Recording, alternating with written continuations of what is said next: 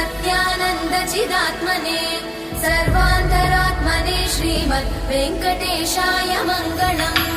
स्वतः सर्वविदे सर्वशक्तये सर्वशेषिणे सुलभाय सुशीलाय वेङ्कटेशाय मङ्गलम्। परस्मै ब्रह्मणे पूर्णकामाय परमात्मने प्रयुञ्जे परतत्त्वाय वेङ्कटेशाय मङ्गलम्। आकालतत्त्वमशान्तमात्मनामनुपश्यताम् अतृप्त्यमृतरूपाय वेङ्कटेशाय मङ्गलम्। प्रायस्वचरणौ पुंसां शरण्यत्वेन पाणिना कृपया दिशते श्रीमद् वेङ्कटेशाय मङ्गलम्। दयामृततरङ्गिण्यास्तरङ्गैरिव शीतलै अपाङ्गैः सिञ्चते विश्वं वेङ्कटेशाय मङ्गलम्। स्रग्भूषां